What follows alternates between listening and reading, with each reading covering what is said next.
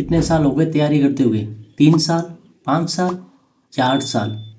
तैयारी या सिर्फ सोसाइटी का वेटिंग रूम? सरकारी नौकरी नहीं दोस्त, ये सोसाइटी का वेटिंग रूम है जहाँ लोग बैठते हैं सपनों के साथ, लेकिन धीरे धीरे वहीं उनकी जवानी दफन हो जाती है। जहाँ टैलेंट दफन हो जाता है, एम्बिशन दफन हो जाता है, और सबसे खतरनाक चीज़ सेल्फ कॉन्फिडेंस दफन हो जाता है।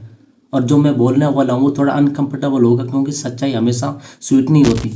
हर साल लाखों लोग फॉर्म भरते हैं, लाखों एडमिट कार्ड डाउनलोड होते हैं, लाखों लोग एग्ज़ाम हॉल में बैठते हैं, लेकिन सीट कितनी होती? कभी 500, कभी 1000, कभी उससे भी कम। मतलब एक स्टेडियम भरा हुआ है और गेट सिर्फ 10 लोगों के लिए खुला है, बाकी बस ताली बजाते रह जाते हैं, क्योंकि सोसाइटी ने एक इल्यूजन बना दिया है कि सरकारी नौकरी मिल गई तो ज़िंदगी सेट। लेकिन कोई ये नहीं बताता उस सेट तक पहुंचने में कितनी जिंदगियां एक ही सपने के पीछे पोज हो जाती हैं। सरकारी नौकरी वो बंजर जमीन है जहां जवानियां दफन हो जाती हैं, लेकिन ग्रोथ का पानी नहीं पड़ता। लेकिन अंधा जुनून खतरनाक है, क्योंकि धीरे धीरे एक तैयारी एक गोल नहीं रहती, तैयारी आइडेंटिटी बन जाती है। जब तुम अपना परिचय देते हो ना, तब क्या कहते हो? मैं यूपीएससी की तैयारी कर रहा हूँ, मैं एसएससी की तैयारी कर रहा हूँ, मैं रेलवे की तैयारी कर रहा हूँ। लेकिन कभी सोचा तुम क्या बन रहे हो, या बस तैयारी करते करते उम्र बढ़ा रहे हो अपनी?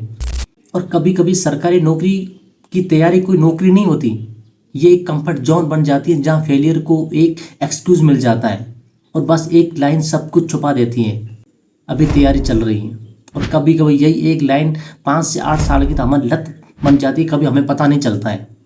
और एक अजीब चीज़ नोटिस की होगी सोसाइटी में, कई लोग जॉब से ज़्यादा उसकी रेपुटेशन के पीछे भागते हैं। उन्हें काम नहीं चाहिए, उन्हें वो मूवमेंट चाहिए जब लोग उन्हें कहे वाह सरकारी नौकरी। और उस एक सेंटेंस को सुनने के लिए कई लोग अपनी पूरी जवानी उस वेटिंग रूम में लगा लेते हैं, क्योंकि ये सच है। कई बार लोग काम नहीं चुनते, वो चुनते लेवल, जिसके बाद सोसाइटी उन्हें सीरियस लेना शुरू कर देती है। सिस्टम को किस तरह के लोग चाहिए? सेफ लोग, प्रेडिक्टेबल लोग, जो सवाल कम पूछे, जो रिस्क कम ले, जो बस इंस्ट्रक्शन फॉलो करे। लेकिन हिस्ट्री किसने बदली? उन लोगों ने जो सवाल पूछते हैं, जो कंफर्ट जोन तोड़ते हैं, जो सोसाइटी को डिस्टर्ब करते हैं, क्योंकि चेंज हमेशा डिस्टर्बेंस से आता है। सिस्टम तुमसे कहता है 30 तो कोशिश करो फिर हट जाओ, मतलब सोसाइटी ऑफिशियली तुम्हें बोल रही है तुम्हारी जवानी का बेस्ट हिस्सा उस वेटिंग रूम में खर्च हो सकता है। पेरेंट्स कभी गलत नहीं होते हैं, उन्होंने स्ट्रगल देखा, उन्होंने अनसर्टेनिटी देखी है, उन्होंने फाइनेंशियल फियर देखा है। उनके लिए स्टेबिलिटी सेफ्टी है, इसलिए वो चाहते हैं कि तुम सेफ रास्ता चुनो। लेकिन तुम्हारी ज़िंदगी उनकी अधूरी कहानी का सीक्वल नहीं है। अगर तुम सिर्फ सोसाइटी को खुश करने के लिए लड़ रहे हो तो 10 साल बाद तुम्हें सिर्फ एक चीज़ मिली, वो है फ्रस्ट्रेशन।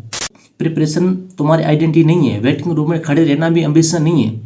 कंफर्ट जोन कई बार एडिक्शन बन जाता है, और सेफ लाइफ कभी एक्स्ट्रा ऑर्डिनरी नहीं बनाती। तो चॉइस तुम्हारी है, तुम्हें वेटिंग रूम में बैठना है या बाहर निकलकर अपना रास्ता बनाना है। पेरेंट्स का रेस्पेक्ट करो, लेकिन अपने सपनों को सप्रेस मत करो। जिंदगी का सबसे बड़ा रिग्रेट ये नहीं होता है कि तुम फेल हुए, सबसे बड़ा रिग्रेट ये होता है कि तुमने कभी ट्राई नहीं किया।